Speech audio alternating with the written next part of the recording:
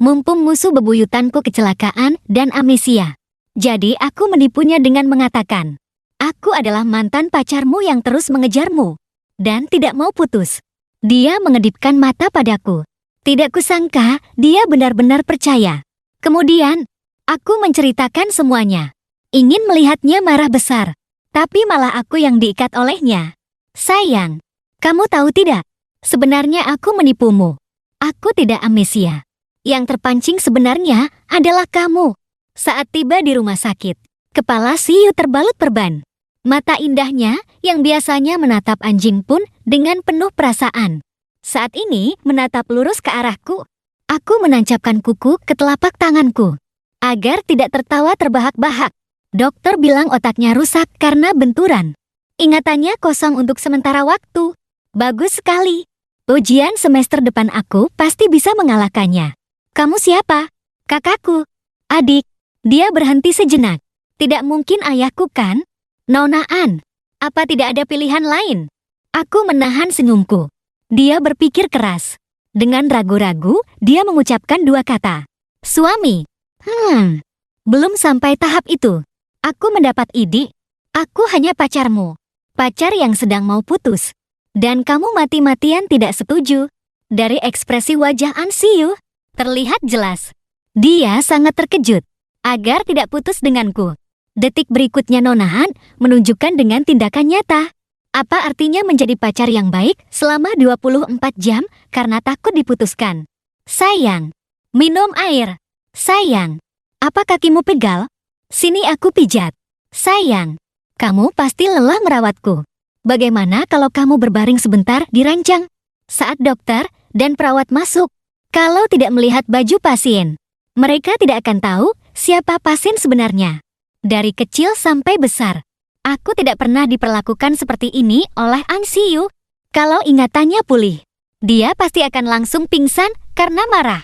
Menurut nenek, keluarga kami dan keluarga An punya dendam turun-temurun.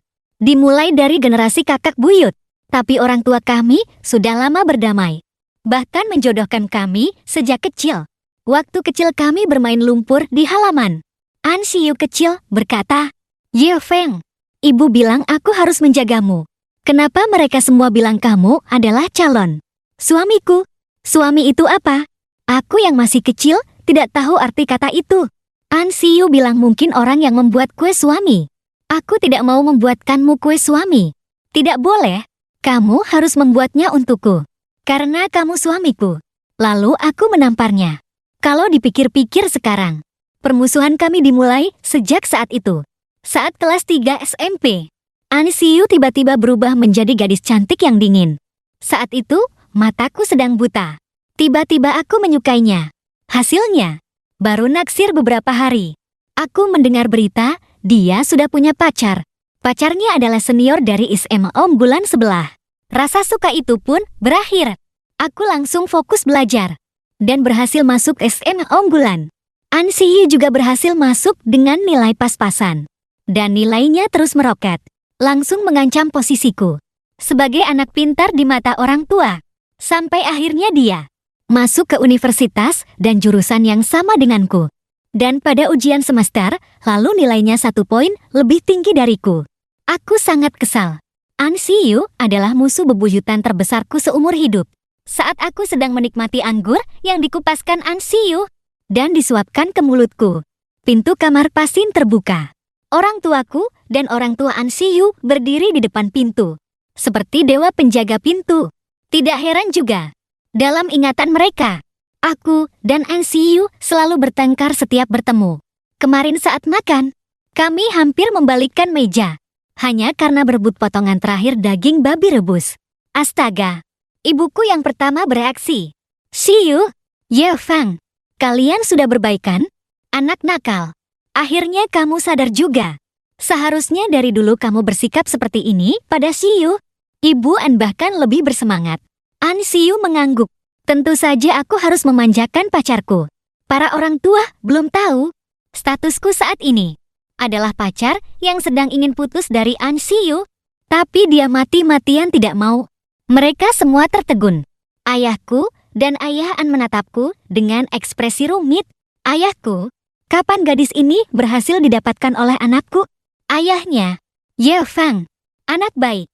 Pacaran itu hal besar. Kenapa tidak memberitahu kami agar kami bisa ikut senang? Ibu An berkata. Shi. Yu. Kali ini terima kasih banyak pada Ye Feng. Sopir bilang dia yang pertama kali datang ke lokasi kejadian. Bahkan lebih cepat dari ambulans. Mendengar itu, An Siyu langsung menggenggam tanganku dan berkata, sayang, ternyata kamu begitu mencintaiku. Sudut bibirku berkedut. Tentu saja, musuhku kecelakaan. Aku harus jadi yang pertama datang untuk memastikan keadaannya yang mengenaskan. Sekaligus melihat apakah aku bisa mendorongnya lagi, Feng. Anak ini memang mulutnya tajam, tapi hatinya lembut. Biasanya sering bertengkar. Tapi di saat-saat genting, baru terlihat betapa dia peduli. Ibuku sangat lega. Ibu An memegang tanganku dan berkata, kalau Xiu berani tidak baik padamu, atau berani bertengkar lagi denganmu, Tante yang akan pertama kali memukulnya. Akhirnya, keempat orang tua mencapai kesepakatan. Memintaku untuk tetap di rumah sakit merawat An Siyu, dan berpesan pada An Siyu untuk membalas budiku dengan baik. Begitu pintu ditutup, An Siyu menempelkan tanganku ke pipinya dan menggesekkannya. Sayang, kita dulu pasti sangat saling mencintai ya. Aku menatap wajahnya yang penuh dengan kepolosan dan rasa haru. Dalam hati aku menelan kembali kalimat. Sebenarnya aku datang untuk melihat apa kamu sudah mati. Dan menelannya kembali. Seminggu kemudian, An Siyu yang tidak mengalami luka luar yang parah keluar dari rumah sakit. Dia selalu datang menemuiku saat ayahku tidak ada di rumah. Begitu masuk, dia langsung menarikku ke kamar tidur. Aku duduk di tempat tidur sambil menonton video. Dia memaksa memelukku dari belakang. Sayang, nonton apa? Terlahir kembali musuh bebuyutan yang dingin menjadi pemuja setiaku. Sayang, seleramu bagus sekali. Perlu diketahui, dulu dia hanya akan mengejekku bodoh. Karena menonton hal seperti ini, aku memakai masker jerawat. Dia malah mendekat untuk mengamati. Sayang, kamu seperti onde-onde putih yang kenyal. Boleh aku gigit sedikit? Mendengar itu, aku langsung mendorongnya. Hasilnya, dia berlutut di lantai dengan mata memerah, menatapku dengan penuh harap. Sayang, aku salah. Jangan putuskan aku ya. Rekam video dan bersumpah seumur hidup hanya akan baik padaku. Aku mengangkat ponselku. Aku, An Siyu, bersumpah seumur hidup hanya akan baik pada Tao seorang. Diriku dan uangku semuanya milik Ye Feng. Hatiku hanya berdetak untuk Ye Feng seorang. Tidak bisa kubayangkan. Setelah ingatannya pulih kembali, melihat video ini, betapa marahnya dia nanti. Tapi kebohongan pasti akan terbongkar suatu saat. Baru saja, ciuman pertamaku hilang. An Siyu, si brengsek ini, memanfaatkan kelengahanku. Langsung mengecup bibirku. Belum sempat aku bereaksi. Ciuman bertubi-tubi mendarat di wajahku. Tapi saat tangannya mulai nakal, aku akhirnya sadar. Aku mendorongnya lagi. An Siyu memasang wajah sedih. Sayang, kita dulu juga sudah sampai tahap ini kan? Aku mengangguk. Mana mungkin?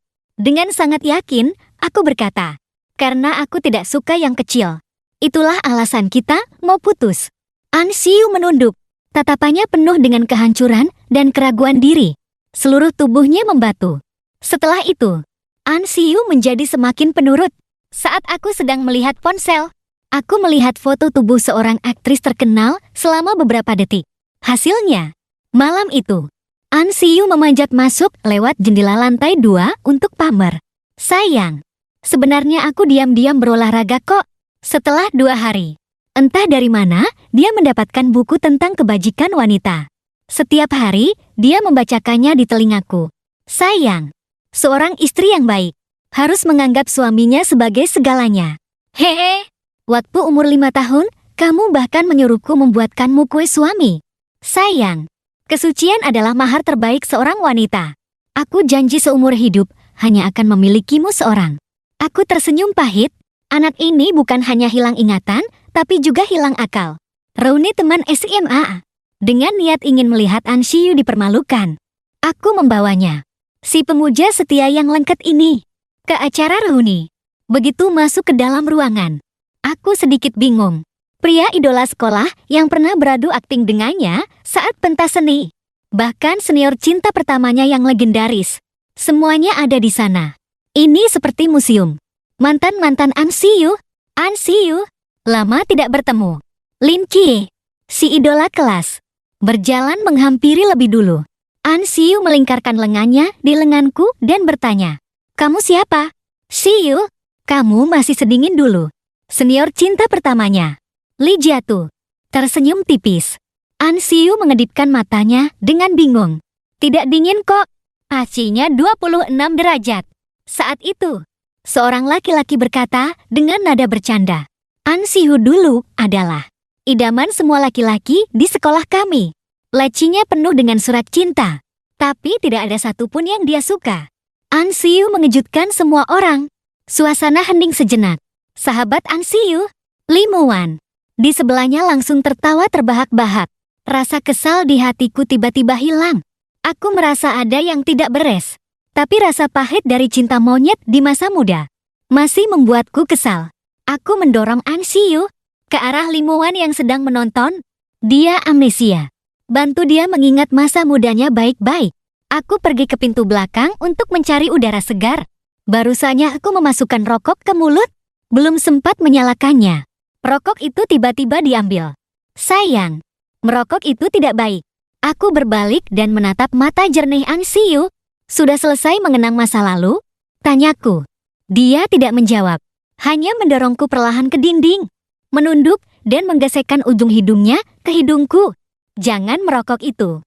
Tiba-tiba dia menempelkan dahinya ke dahiku. Napasnya sedikit tidak teratur. "Sayang, Muan tadi mengucapkan selamat padaku karena keinginanku terkabul." Tidak kusangka Muan malah menjadi pendukung terkuat dalam rencana balas dendamku. Kami hampir sampai di depan pintu ruangan. Tiba-tiba cinta pertama An See You, Li Jiatu, keluar. Dalam sekejap, niat isengku muncul. Kalau aku memanfaatkan kesempatan ini untuk membuat An See You menyinggung semua mantannya, saat ingatannya pulih nanti, dia tidak akan bisa kembali lagi pada mereka. Aku langsung menarik ujung baju An See You dan berkata, "Cium aku." An See You sama sekali tidak peduli siapa yang keluar di sebelahnya. Tanpa ragu, dia mengangkat kepalanya. Setelah selesai, An See You berkata dengan gembira, "Sayang, ini pertama kalinya kamu berinisiatif. Kita tidak jadi putus ya. Aku akan lebih penurut di masa depan. Kalau kamu bilang ke timur, aku tidak akan melihat ke barat. Jangan tinggalkan aku ya." Aku tidak mengangguk, tapi juga tidak menggeleng. Saat aku dipeluk An See You dan kembali ke dalam ruangan, aku masih merasa melayang. Sedangkan An See You sudah benar-benar masuk ke dalam mode pacar yang baik. Begitu aku duduk, dia langsung menaruh daging ikan yang sudah dibersihkan durinya ke dalam mangkukku. Aku mengulurkan tangan. Air kelapa dingin sudah dibuka tutupnya dan diberikan ke tanganku. Sudut bibirku terkena sedikit saus. Ujung jarinya yang membawa tisu basah sudah dengan lembut menyekanya. An See You sama sekali tidak peduli dengan semua bisikan orang. Dia hanya menunduk dan bertanya padaku, "Sayang, mau udang? Aku akan ambilkan bagian tengah semangkanya untukmu." "Apa terlalu berisik? Kita pulang lebih awal saja." Beberapa sahabat An See You menyeretnya untuk minum-minum. Sebenarnya mereka tidak tahan melihat tingkahnya yang begitu lengket dan manja. Aku senang bisa sendirian. Baru saja aku menusuk sepotong buah. Seorang laki-laki yang agak ku kenal menghampiriku sambil membawa gelas anggur. Ternyata Xiao Chunan.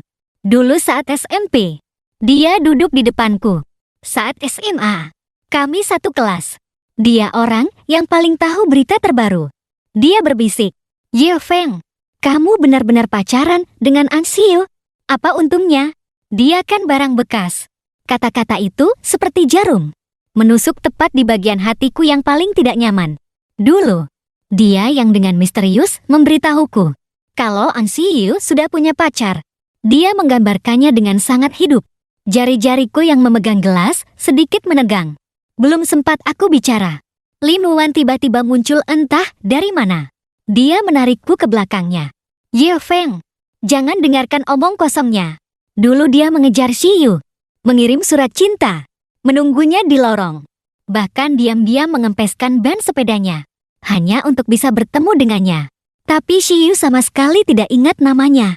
Dia benci karena cinta, dan menyebarkan gosip tentang Shiyu di mana-mana. Jadi, mantan-mantan pacar An Shiyu itu. Aku tertegun. Mantan pacar? Demi Tuhan! Lim Won mengangkat tangannya bersumpah. An Shiyu waktu itu hanya peduli pada belajar dan lapar. Pokoknya tidak ada orang lain. Setelah berkata begitu, dia langsung kabur. Jantungku tiba-tiba berdebar kencang. Tapi begitu teringat selama 3 tahun SMA dia selalu menggangguku. Membuatku marah. Aku jadi kesal lagi. Saat acara reuni selesai, An Shiyu sudah sangat mabuk. Bahkan tidak bisa berjalan lurus. Tapi dia terus menempel padaku dan menyandarkan kepalanya di leherku. Sayang, Wangi, pulang. Sopir keluarganya, Paman Wang, sudah menunggu di dekat mobil. Begitu melihat kami, dia segera membuka pintu mobil dan membantuku memasukkan orang mabuk ini ke kursi belakang. Begitu masuk mobil, An Shiyu langsung merebahkan kepalanya di pangkuanku. Dia bergumam dengan mata terpejam. Sayang, jangan tinggalkan aku. Aku akan patuh. Di kursi pengemudi depan, bau Paman Wang bergetar mencurigakan. Aku baru saja mau berkata, Paman Wang, dia hari ini reuni dengan teman-teman sekelasnya. Sedikit terlalu senang. Aku mengerti. Paman Wang tersenyum penuh arti. Nona jarang sekali bisa santai seperti ini. Setelah mobil berjalan beberapa saat, Paman Wang tiba-tiba berkata, Tuan Ye, Nona mabuk seperti ini. Kalau pulang, Tuan An mungkin akan marah. Aku langsung membayangkan An Shiyu. Wajah serius ayahnya membuatku pusing. Bagaimana kalau kita ke rumah Anda dulu untuk istirahat dan menghilangkan mabuk? Paman Wang bertanya. Tidak boleh. Aku langsung menolaknya tanpa berpikir. Setelah hening sejenak, aku memandang An Shiyu yang tidur nyenyak di pangkuanku. Bahkan sesekali mengecapkan bibirnya. Aku menghela napas. Paman Wang, tolong cari hotel saja yang agak terpencil. Dan jangan yang dimiliki oleh perusahaan keluarga kami. Dengan susah payah aku membawa An Shiyu yang mabuk berat ini ke hotel. Di resepsionis, aku menopangnya sambil berusaha tersenyum pada resepsionis. Tolong satu kamar dengan 2 tempat tidur. Orang di pelukanku tiba-tiba mengangkat kepalanya dan berkata, tidak mau. Aku mau tidur dengan sayang. Aku langsung membekap mulutnya. Resepsionis itu sangat profesional. Hanya sudut bibirnya yang sedikit berkedut, lalu dengan cepat memproses check-in. Dengan susah payah aku membawanya masuk ke kamar. Aku menggunakan seluruh tenagaku untuk melemparkannya ke salah satu tempat tidur. Baru saja, aku mau menarik napas. Dia malah meronta-ronta mau bangun. Sambil bergumam tidak jelas mau mandi. Bau, suami tidak suka. Mandi besok saja. Aku menahannya. Peraturan wanita baik-baik pasal ketiga. Menjaga kebersihan adalah hal dasar. Tapi tangan dan kakinya tidak bisa diam. Aku takut dia jatuh. Jadi aku terpaksa memapahnya ke kamar mandi. Baru saja aku mau berbalik pergi. Tiba-tiba terdengar suara gedebuk. Kepala An Shiyu masuk ke dalam air. Aku terkejut. Dengan panik aku mengangkatnya. Dia tersedak dan batuk-batuk di pelukanku. Terpaksa untuk membantunya sadar. Aku menyiram wajahnya. Telak, An Shiyu sadar karena tamparanku. Mata indahnya langsung basah. Dia menatapku dengan tatapan memelas. Aku beri kamu 10 menit. Kalau tidak selesai, aku akan masuk dan menarikmu keluar. Setelah berkata begitu, aku membanting pintu. Bersandar di luar pintu. Mendengarkan suara gemerisik dari dalam. Barulah aku merasa tenang. Kalau istriku di masa depan mabuk seperti ini, kepalanya akan kupelintir. Pintu kamar mandi terbuka. An Shiyu muncul dengan rambut basah. Tanpa sadar aku menelan ludah. Sulit bibir An Shiyu tidak bisa menahan senyum. Sayang, kamu melihatku. Aku sudah mandi wangi dan bersih. Kalau sudah selesai, cepat tidur. Aku buru-buru mengalihkan pandangan. Sayang, kamu mandi saja. Perlu aku bantu? Aku janji akan diam. Tidak perlu. Terima kasih. Aku langsung melesat masuk ke kamar mandi dan mengunci pintu. Sayang, cepat ya. Setelah aku mandi dengan perlahan, aku menemukan An Shiyu sudah tertidur di tempat tidurnya. Napasnya teratur. Satu tangannya diletakkan dengan rapi di atas perutnya. Aku merasa lega. Dengan hati-hati aku mematikan lampu utama. Lalu dengan perlahan membuka selimut tempat tidur yang lain dan berbaring. Tengah malam saat sedang tidur nyenyak, tiba-tiba aku merasakan sisi tempat tidurku memberat. Selimutku dibuka. Sebuah lengan dengan sangat alami melingkar di pinggangku. Seluruh tubuhku kaku. Sayang, jangan tinggalkan aku ya. An Siyu bergumam dalam tidurnya. An Siyu, kembali ke tempat tidurmu. Aku mencoba melepaskan tangannya. Dia malah memelukku lebih erat. Sayang, aku sangat menyukaimu. Mendengar itu, semua perlawananku terhenti. Di kepalaku hanya ada satu pikiran. Kenapa orang mabuk ini tenaganya begitu besar? Lalu, aku tertidur pulas dengan tidak berdaya. Keesokan paginya, aku terbangun karena aroma makanan yang harum. Dengan mata setengah terbuka, aku melihat An Siyu sudah menata beberapa kotak makanan di meja samping tempat tidur. Susu kedelai, cekwe, bakpao, bahkan ada nasi ketan. Ayam favoritku yang antranya panjang. Aku langsung duduk, menunjuk ke arahnya dan bertanya, "Kamu sudah ingat semuanya?" An Siyu memasukkan sedotan dan menyodorkannya ke mulutku. "Sayang, minum yang hangat dulu. Aku hanya membeli berdasarkan perasaan. Aku merasa sayang pasti akan suka. Otakku pasti sedang berusaha pulih, menunggu untuk mengingat semua kenangan manis bersama sayang." Semakin dia bicara, semakin bersemangat. Hatiku malah berdebar kencang. Berdasarkan perasaan bisa secepat ini, apa ini pertanda efeknya akan segera berakhir? Ujianku, nilai bagusku, rencana balas dendamku. Tidak, aku harus mempercepatnya. Sebelum ingatannya pulih, aku harus membuatnya benar-benar menjadi pemuja setiaku yang memalukan. Aku menarik napas dalam-dalam, menyingkirkan susu kedelai yang disodorkannya. An Siyu, kita putus saja. An Siyu terkejut. Sayang, apa yang kamu katakan? Apa ada yang kulakukan salah lagi? Sarapannya tidak sesuai selera. Aku akan segera beli yang baru. Sudah tidak cinta lagi. Begitu tanda tanya.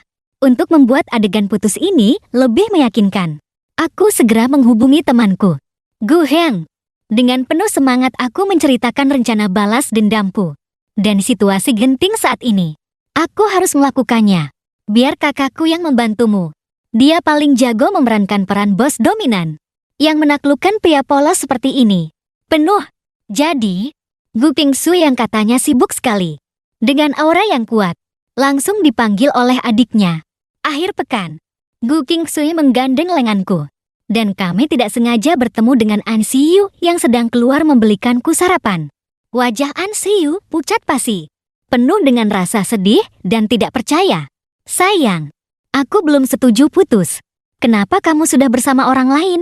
An Siyu, pacaran itu urusan dua orang. Tapi putus, satu orang saja yang bilang sudah cukup. Matanya langsung memerah. Dengan gemetar dia berkata, apa ada yang salah denganku? Beritahu aku bisa berubah. Aku benar-benar bisa berubah. Aku suka yang dewasa, yang bisa membimbingku. Bukan yang seharian, hanya bisa bermanja-manja dan lengket seperti anak kecil. Aku mengeluarkan senjata pamungkasku. Kesedihan An Siyu saat ini pasti tidak kalah dengan rasa pahitku saat tahu dia punya pacar dulu. Saat itu, Gu Pingsu yang diabaikan di samping akhirnya teringat perannya. Dia tersenyum dingin. Pria milikku bukan urusanmu, dan bukan hakmu untuk menilainya. Setelah berkata begitu, dia memasukkanku ke dalam mobil sport, edisi terbatas yang mencolok di sebelahnya. Dengan sekali injak gas, mobil itu melesat pergi. Melalui kaca spion, aku melihat An Siyu berdiri termangu di tempatnya. Gu Qingsu melonggarkan dasinya dan menghela napas panjang. Aktingku bagus kan? Lain kali jangan ajak aku melakukan hal jahat seperti ini lagi. Oke kak, terima kasih. Kenapa aku tiba-tiba merasa bersalah ya? Keesokan harinya, aku pergi ke mall untuk membeli sesuatu. Dari jauh aku melihat An Siyu bersama seorang pria tinggi dan tampan, berdiri di depan konter jam tangan. Bukankah ini kapten tim basket yang pernah mengejar An Siyu di SMA? Kapten tim basket itu. Mereka berdiri cukup dekat. Sepertinya sedang serius melihat sesuatu di dalam konter. Rasa bersalahku karena telah menyakitinya kemarin yang muncul langsung lenyap, digantikan oleh amarah yang tidak jelas. Bagus sekali kau, Ansiu. Kemarin pura-pura setia, sekarang sudah jalan dengan pria lain. Malamnya, saat aku pulang, semakin dipikirkan semakin marah. Aku langsung mengirim foto yang kuambil diam-diam ke Ansiu dan mengucapkan selamat semoga langgeng. Kurang dari 5 menit setelah terkirim, terdengar suara ketukan di jendela balkonku. Aku membuka tirai. Ternyata Ansiu lagi-lagi memanjat ke balkon lantai 2 rumahku. Sayang, dengarkan penjelasanku. Aku tidak sengaja bertemu dengannya. Sama sekali tidak ada hubungan apa-apa. Aku berkata dengan dingin. Kita sudah putus. Kamu bersama siapapun tidak ada hubungannya denganku. Tidak perlu menjelaskan padaku. Tidak boleh. Tangannya yang memegang pagar balkon semakin erat. Buku-buku jarinya memutih. Kamu tidak boleh salah paham padaku. Dengan panik, dia mengeluarkan sebuah alat perekam dari sakunya dan memasukkannya ke tanganku. Sekarang setiap bertemu lawan jenis, aku akan secara otomatis merekam. Ini semua percakapanku dengannya hari ini. Kalau ada kata-kata yang salah, yang membuatmu tidak senang, kamu bisa memberitahuku. Aku akan berubah. Aku memegang alat perekam itu. Kata-kata dingin yang sudah kusiapkan tertahan di tenggorokan. Kita kan sudah putus. Aku tidak mau dengar. Ansiu melanjutkan. Sayang, hari ini aku juga bertemu dengan bos wanita itu. Dia sedang menggandeng seorang gadis membeli es krim. Dia menipumu. Sayang, jangan bersamanya ya. Tiba-tiba teringat penampilan Gu Kingsu kemarin yang seperti terpaksa dan canggung. Digabungkan dengan kata-kata Ansiu, aku langsung sadar. Pantas saja dia begitu aneh. Ternyata orientasi seksualnya berbeda. Aku tidak bisa menahan tawa. Ansiu melihatku tertawa. Dengan panik, dia mencoba memanjat masuk dari balkon. Sayang, jangan membuatku takut. Apa kamu sudah gila karena marah? Aku akan segera mencari penipu itu dan memberinya pelajaran. Aku mengulurkan tangan dan menariknya masuk dari pagar balkon. Bertanya, untuk apa pergi ke toko jam tangan? Ansiu mengeluarkan sebuah kotak beludru kecil dari sakunya, membukanya dan menyodorkannya padaku. Di dalamnya, ada sebuah jam tangan dengan desain langit berbintang yang sangat indah. Aku hanya merasa ini sangat bagus. Seperti matamu. Semakin dia bicara, suaranya semakin kecil. Aku ingin membelinya untukmu. Meskipun kita sekarang sudah putus. Jantungku serasa diremas perlahan. Si bodoh ini. Setelah amnesia, selera dan intuisinya tidak hilang sama sekali. Kalau begitu, pakaikan padaku. Harus kuakui, seleranya memang sangat bagus. Aku berbalik dan melipat tangan. Mengingat kita sudah putus. Jadi, ini paling banter hanya langkah pertama kamu untuk mengejarku kembali. Masa percobaan. Mengerti? Ansiu mengangguk seperti mematuk-matuk. Sayang, mau aku kejar saja, aku sudah sangat senang. Lagi pula aku amnesia. Pas sekali untuk merasakan kembali proses mengejar sayang. Bagus sekali rencanaku.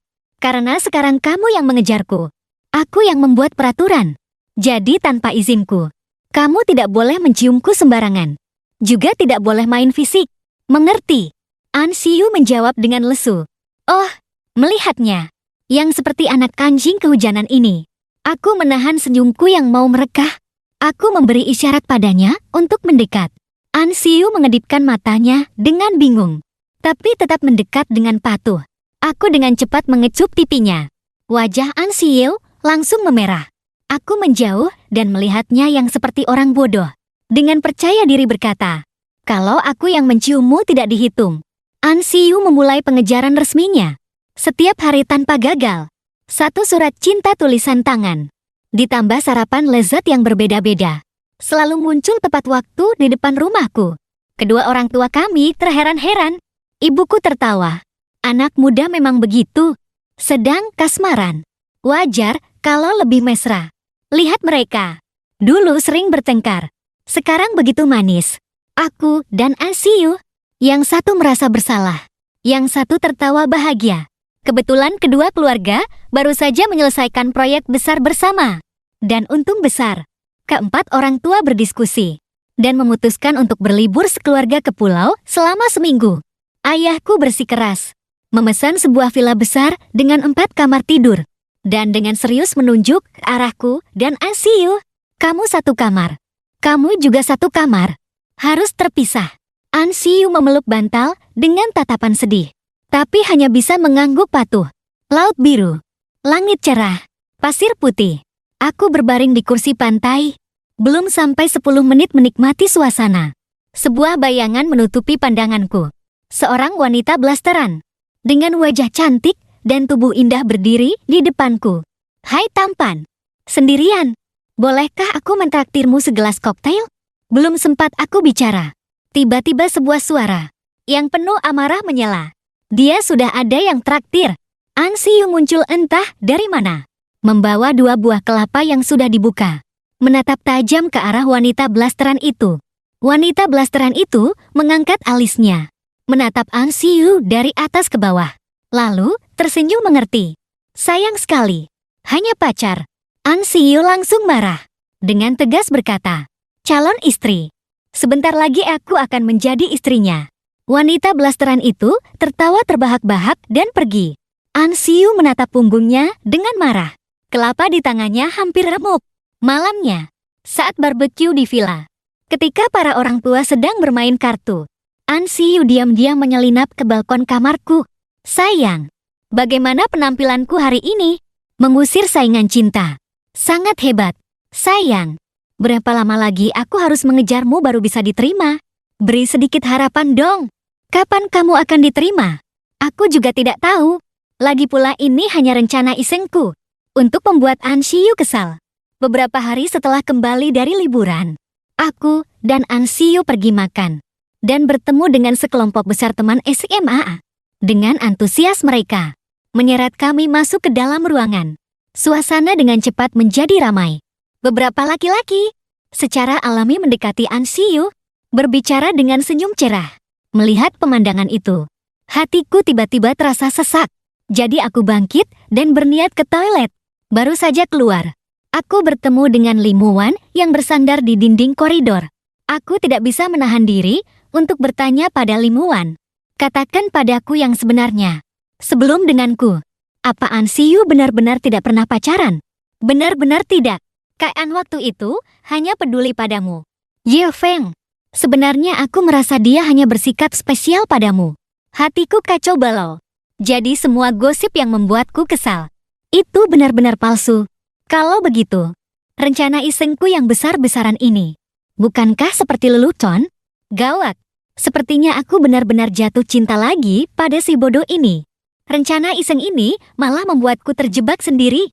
2 hari kemudian, Ansiu memberitahuku bahwa Limuan dan teman-temannya mengadakan acara kumpul-kumpul dan meminta izin untuk pergi sebentar. Hasilnya, baru 2 jam berlalu.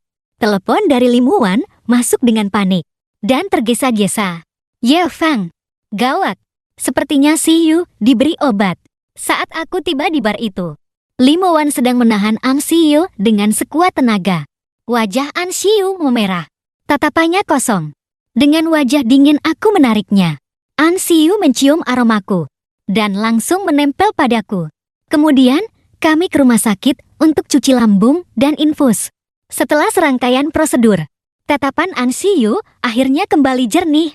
Dengan mata memerah, dia berkata, sayang, maafkan aku. Aku benar-benar tidak tahu akan jadi seperti ini. Seharusnya aku tidak pergi. Aku tidak akan pernah pergi ke tempat seperti itu lagi. Aku salah. Jangan marah ya. Jangan tinggalkan aku. Melihatnya yang hampir menangis, amarah di hatiku berkurang separuh. Tapi sebuah pikiran menjadi semakin jelas. Setelah perawat mencabut infus, aku memapahnya keluar dari ruang gawat darurat. Dengan tenang berkata, nanti kita periksa penyakit menular. Ansiu tertegun sejenak. Lalu matanya berbinar. Sayang, maksudmu? Aku memotongnya. Periksa dulu. Yang lain nanti saja. Hasil tes keluar. Semua indikator Ansiu sehat walafiat. Mengejutkan. Dia mengangkat lembar hasil tes dengan bangga. Sayang, lihat. Aku bersih. Sedikit keraguan terakhir di hatiku. bersama dengan laporan kesehatan ini. Dan gosip-gosip sebelumnya. Benar-benar lenyap. Kalau dipikir-pikir lagi, rumor-rumor tentangnya. Aku memang tidak pernah melihatnya dengan mata kepala sendiri. Setelah kejadian ini, An Siyu menjadi semakin lengket. Hampir 24 jam sehari menempel padaku. Aku akhirnya tidak tahan lagi dengan kelengketannya yang berlebihan ini. Suatu senja, aku menarik napas dalam-dalam dan memutuskan untuk jujur. An Siyu, dengarkan baik-baik. Kita sama sekali bukan pasangan kekasih yang mesra. Kita adalah musuh bebuyutan yang sudah bertengkar sejak kecil. Keluarga kita juga punya dendam turun-temurun. Seperti di drama-drama yang menghalangi cinta pemeran utama. Dendam turun-temurun. Mengerti? Aku menipumu. Kita dulu tidak pernah saling sapa. Aku hanya ingin membuatmu kesal. Makanya aku memanfaatkan amnesiamu untuk menipumu. Mengerti? Senyum An Siyu menghilang. Dia memeluk pinggangku dan membenamkan wajahnya di dadaku. Dengan suara serak, kamu hanya memanfaatkan amnesiaku. Karena aku tidak ingat bagaimana cara mengejarmu dan bersikap baik padamu. Sekarang kamu mau mencari alasan untuk putus denganku. Lalu mencari kakak-kakak dewasa itu kan? Dia mengangkat kepalanya dengan tatapan tegas. Jangan harap. Pokoknya sekarang aku suka padamu. Hanya suka padamu. Seumur hidup aku akan menempel padamu. Tidak boleh meninggalkanku. Aku terdiam oleh logika amnesia An Siyu. Rasa bersalah dan ketakutan tersembunyi di hatiku semakin membara. Bagaimana kalau suatu hari nanti ingatannya tiba-tiba pulih dan dia teringat semua penindasan dan kebohonganku selama ini? Teringat bahwa kami dulu adalah musuh bebuyutan sejati. Aku tidak berani membayangkan pemandangan itu. Dan, kalau terus begini, aku akan benar-benar jatuh cinta padanya. Aku diam-diam menghubungi dokter yang dulu menanganinya. Saat konsultasi, dokter, An Siyu, amnesianya itu, bagaimana cara menyembuhkannya? Dokter mendorong kacamatanya dengan heran. Dia waktu itu hanya gegar otak ringan. Hasil CT/SCN tidak menunjukkan kelainan apa-apa. Seharusnya sudah lama pulih. Kenapa belum sembuh juga? Dokter melanjutkan. Tentu saja, hal seperti ini berbeda-beda pada setiap orang. Ada kemungkinan akan berlangsung cukup lama. Bahkan dalam kasus yang sangat jarang. Seumur hidup tidak akan ingat lagi. Tapi kemungkinannya kecil. Apa tidak ada obat atau terapi kejut? Aku bertanya. Ini terutama tergantung pada pemulihan diri sendiri. Tidak ada obat khusus. Biarkan saja secara alami. Kadang-kadang semakin ingin diingat, semakin tidak bisa diingat. Bersantailah. Mungkin suatu hari nanti akan pulih dengan sendirinya. Keluar dari ruang dokter, aku benar-benar kehabisan akal. Jadi amnesia ini bisa sembuh besok. Bisa juga tidak sembuh seumur hidup. Rencana balas dendamku ini akan selamanya menggantung di udara. Tidak akan pernah selesai. Dan dengan tren seperti ini, balas dendamku tidak akan terwujud. Malah aku yang akan rugi besar. Berdiri di depan rumah sakit, merasakan angin. Aku akhirnya membuat keputusan terakhir. Karena tidak bisa dilepaskan dan tidak bisa disembuhkan. Maka nikmati saja saat ini. Menjadi pria brengsek yang hanya menikmati masa kini. Dan siap kabur kapan saja di masa depan. Lagi pula An Siyu yang sekarang patuh, lengket, dan di matanya hanya ada aku, bahkan bisa menghasilkan uang untukku. Selain otaknya yang kadang tidak berfungsi dengan baik. Dia hampir sempurna. Adapun setelah ingatannya pulih, apakah dia akan marah dan ingin membunuhku?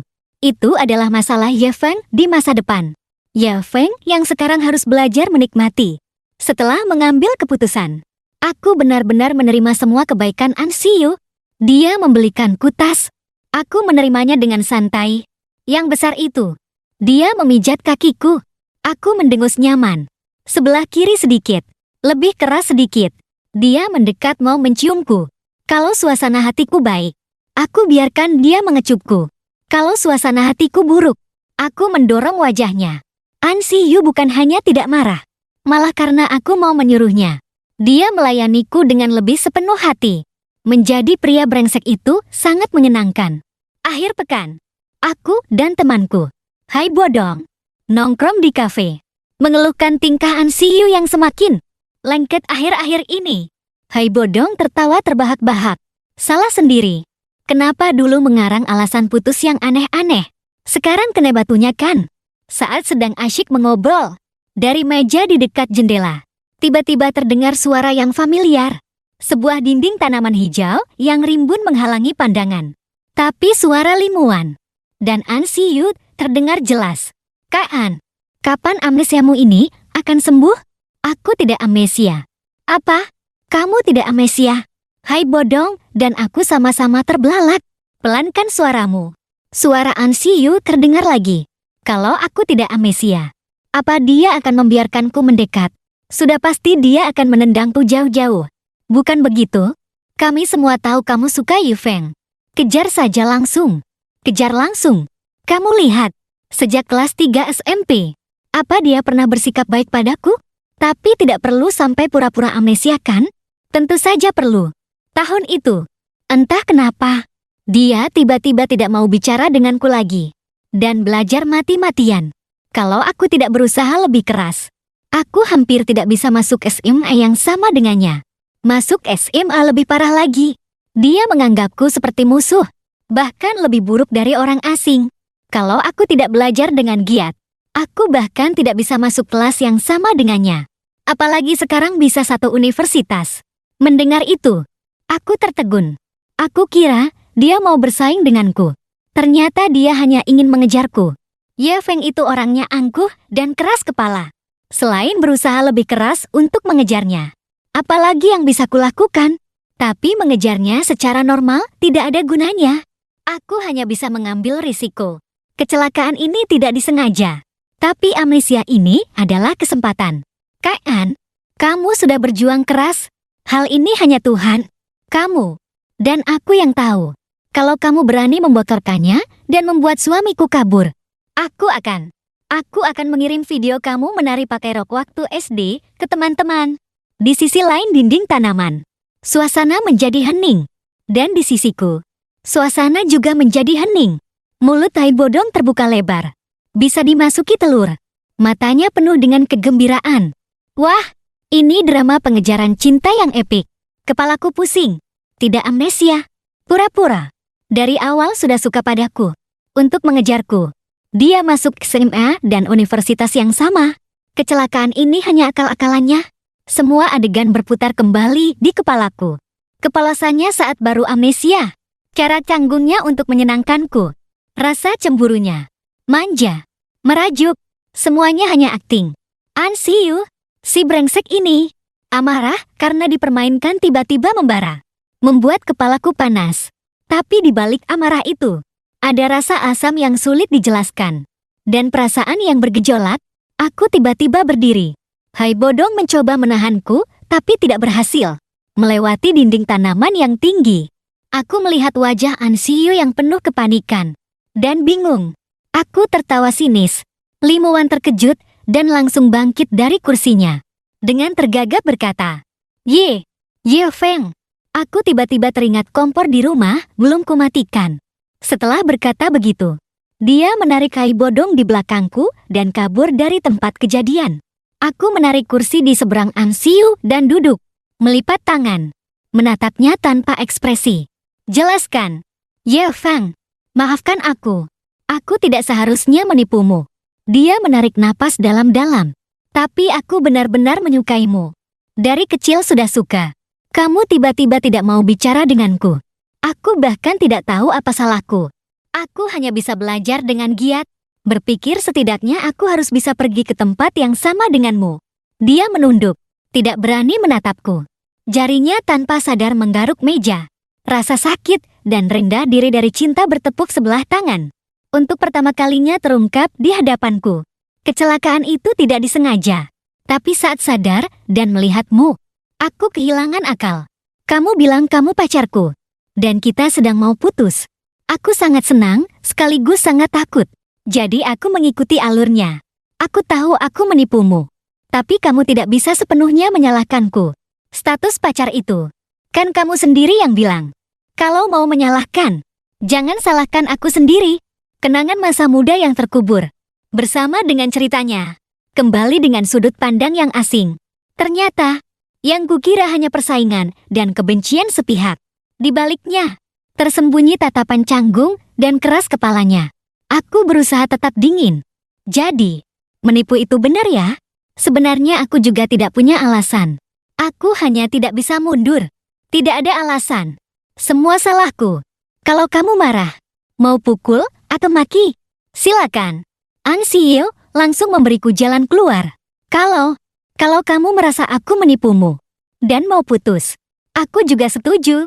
Tapi ya Feng, tolong beri aku kesempatan untuk mengejarmu lagi. Dengan cara yang jujur. Boleh tanda tanya. Aku melihatnya dengan air mata yang menggenang di matanya. Tapi dia berusaha menahannya agar tidak jatuh. Rasa pahit saat naksir padanya dulu langsung hilang. Kejar mengejar itu melelahkan bukan? Aku bangkit. Tatapan An Xiu langsung meredup.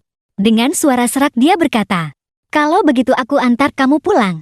Melihatnya salah paham, aku mengoreksi. Pulang ke rumah kita. An Xiu termangu di tempatnya. Butuh 3 detik baginya untuk sadar dan bertanya, "Sayang, pulang ke rumah kita." Sampai di rumah, aku dan An Xiu duduk di sofa. "Kenapa aku tidak mau bicara denganmu saat kelas 3 SMP? Mau tahu?" An Xiu langsung mengangguk. "Karena Shou Shiruo memberitahuku kamu sudah punya pacar. Idola sekolah sebelah tergila-gila padamu. Lacimu penuh dengan surat cinta." Semakin aku bicara, semakin marah. Seolah-olah aku kembali ke siang yang panas itu. Tenggelam dalam kekecewaan. An Xiu memasang wajah sedih. "Demi Tuhan, waktu itu aku hanya peduli padamu. Teman-temanku semua tahu aku sangat menyukaimu. Kalau saja aku tahu ada yang menggosipkanku seperti itu di belakang, aku pasti akan langsung menjelaskannya. Mana mungkin aku suka orang lain. Aku tidak peduli." Aku mendengus. Pokoknya aku sedih cukup lama. Lalu mengubah kesedihan menjadi motivasi. Dan berhasil masuk SM unggulan. Kamu harus bertanggung jawab penuh atas patah hatiku. Kalau dilihat dari hasilnya, bukankah itu tidak sepenuhnya buruk? Setidaknya kita berdua masuk sekolah yang bagus. An Xiu mengedipkan matanya. Bagus apanya? Hatiku terluka. Sejak saat itu, aku tidak pernah suka orang lain lagi. Semua ini karena kamu. Bagus sekali. An Xiu keceplosan. Apa itu perkataan manusia? Dia langsung sadar dan buru-buru menjelaskan.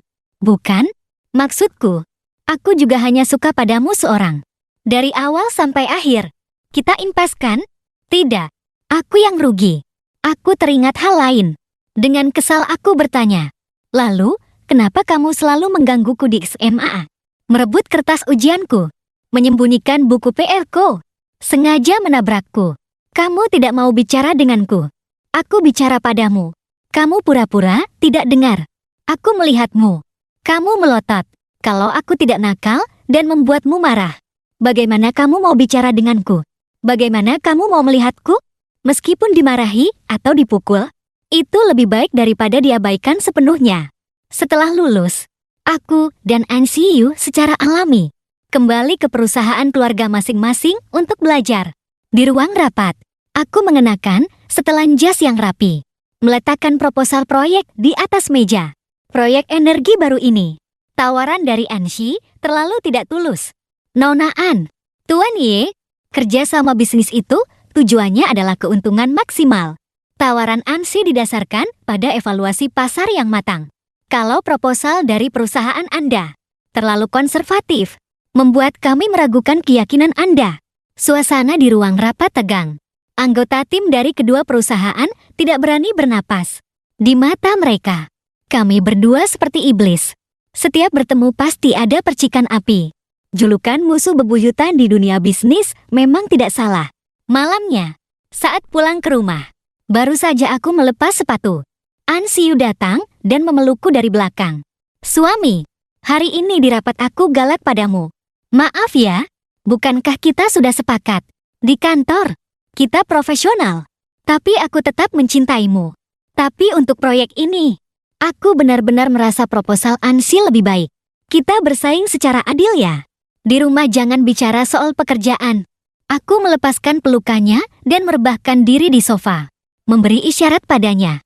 "Sini pijat bahuku. Lihat apa ada kemajuan akhir-akhir ini."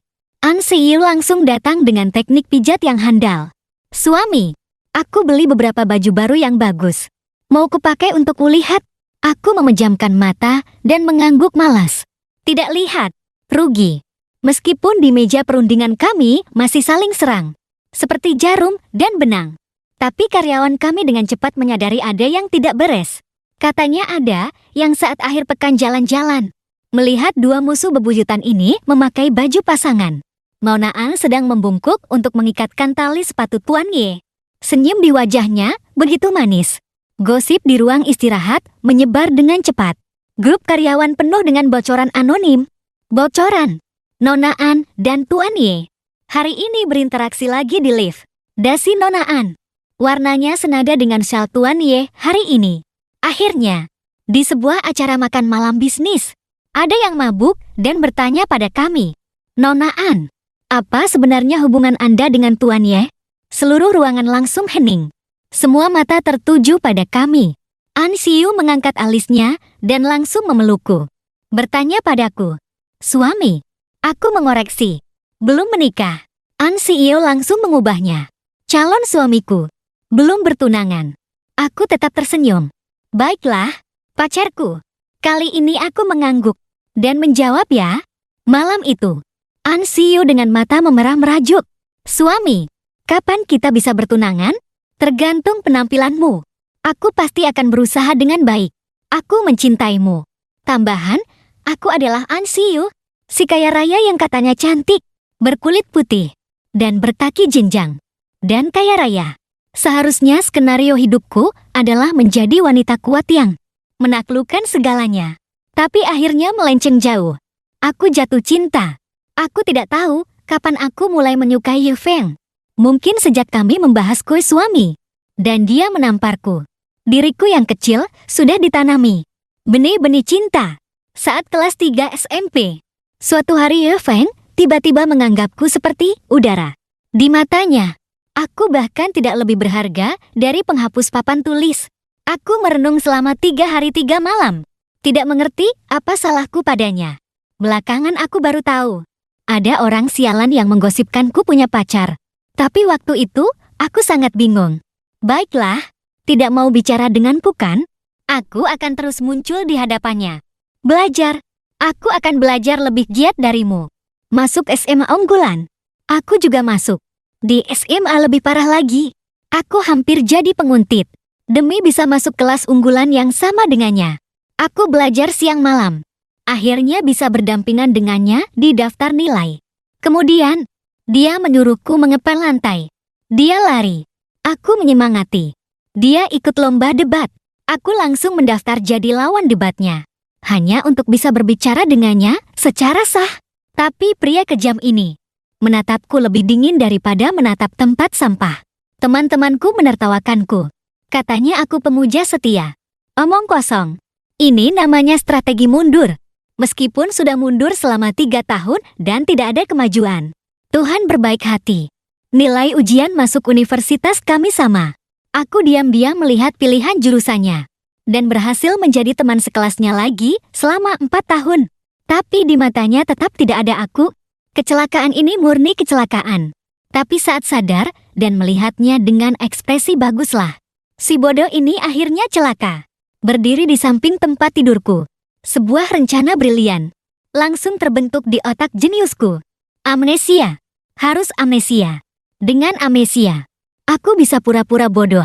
Dengan pura-pura bodoh, aku bisa menempel padanya. Hanya perlu melayaninya seperti raja kan?